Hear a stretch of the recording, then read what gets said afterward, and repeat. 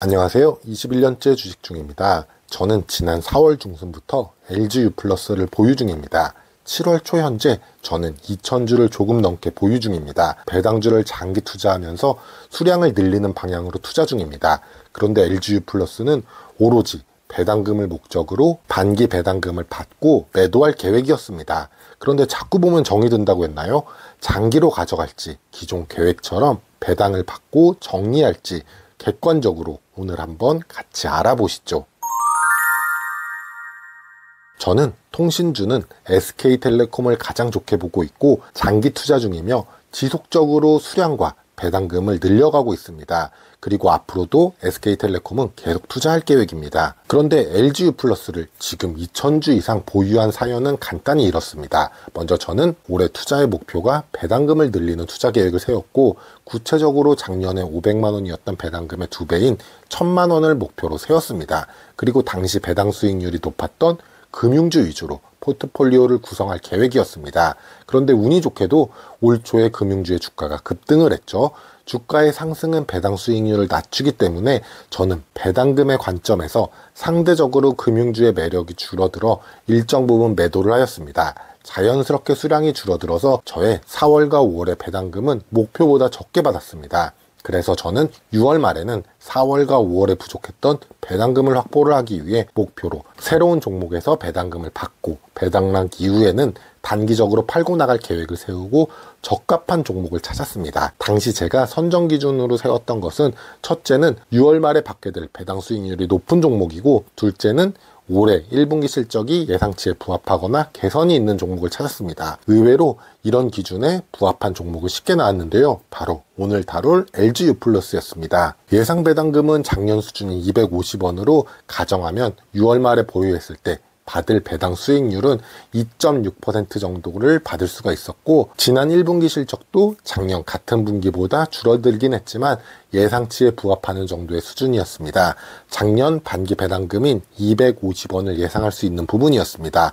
걸리는 부분은 단 한 가지였는데요. 바로 주가가 지속적으로 하락 추세였던 것입니다. 그리고 철저히 시장에서 소외를 받고 있었습니다.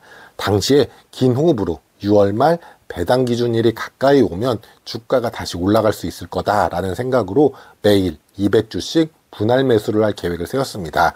그렇게 6월 초까지 2,000주 가까이를 보유하게 되었고, 주가의 하락 후 크게 반등은 하지 못했지만 그래도 약간의 수익권으로 보유하고 있었습니다. 그런데 제가 생각했던 대로 6월 말에 반기 배당 기준일이 아니라 7월 이후에 배당 기준일을 미룬다는 공시를 확인하였습니다.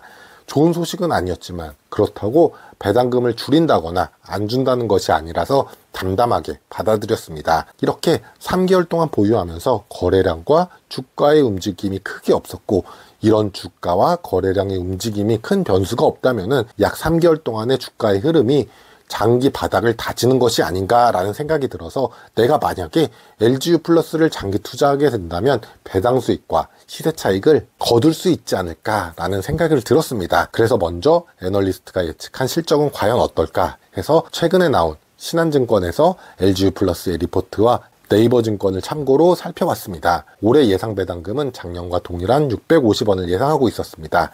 매출액과 순이익도 조금이나마 우상향할 것으로 예측이 되었습니다. 그런데 여기 리포트에서 중요한 힌트를 하나 줬는데요. 과거 주가와 배당 수익률 표를 봤을 때 배당 수익률이 7% 가까이 올라갔을 때, 배당 수익률이 올라갔다는 것은 배당금이 일정할 때 주가가 떨어졌다는 거겠죠. 7% 배당 수익률일 때가 주가가 바닥권이라고 했습니다. 이 말은 즉 장기 투자하기에 지금 주가 수준이 바닥권이라고 할 수도 있을 것입니다. 우선 단기 시세 차익이 아닌 장기 보유하면서 배당 수익과 주가 상승까지 얻기 좋은 조건이 충족되는 것으로 보였습니다. 그렇다면은 만약 내가 장기 보유를 하게 된다면 나의 포트폴리오에서 통신주의 비중이 어떻게 변할지 저 개인적인 포트폴리오를 고려해 봤는데요. 현재 저의 배당주 전체 포트폴리오에서 통신주인 SK텔레콤의 비중이 대략 20%가 안 되고 있습니다. 상대적으로 높은 비중은 아니기 때문에 전체 포트폴리오에서 약 10% 정도는 통신주의 비중을 추가해도 분산 투자 관점에는 괜찮은 선택이라고 생각했습니다.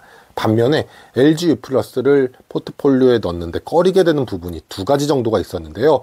먼저 첫 번째 같은 경우는 통신주인 SK텔레콤처럼 분기 배당주가 아니라는 점입니다. 저는 ISA 계좌에서 투자하는 종목 중에 분기 배당주를 선호합니다. 그 이유는 현금 흐름이 빠르다면 하루라도 빨리 주식수를 더 늘릴 수가 있고, 또한 분기마다 배당 주기를 이용해 전략을 1년에 4번을 세울 수 있다는 것입니다.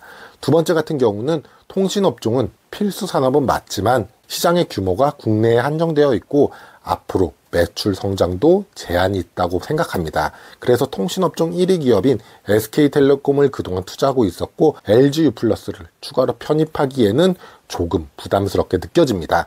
결론적으로 LG유플러스를 반기 배당금을 확보한 이후에 지금보다 수량을 줄일 것인데 일정 부분은 배당주를 장기로 보유해도 나쁘지는 않아 보입니다. 다만 그렇게 매력적으로 느껴지지 않는 건 사실입니다. 더욱이 지금의 주가가 많이 떨어졌다고 하더라도 단순히 지금 주가로 배당 수익률을 계산해 보면 3,100원 나누기 현재 주가 9,800원을 하면 6.6%가 나옵니다. 만약에 여기서 주가가 더 올라가게 된다면 배당 수익률로는 조금 부담스러워 보이고, 주가가 더 떨어져서 7% 이상 배당 수익률이 가까워진다면 매력적인 가격으로 보입니다. 그리고 8월 초에 나올 2분기 예상 실적이 과연 1분기보다 순이익이 늘었는지 확인을 해야 보다 장기 투자의 매력을 느낄 것입니다. 저 개인적으로는 이 두 가지 조건만 충족이 된다면 전체 포트폴리오에서 10% 내외로 장기 투자해볼 만하다고 판단을 합니다. 오늘 영상이 도움이 되셨다면 구독, 좋아요 부탁드립니다.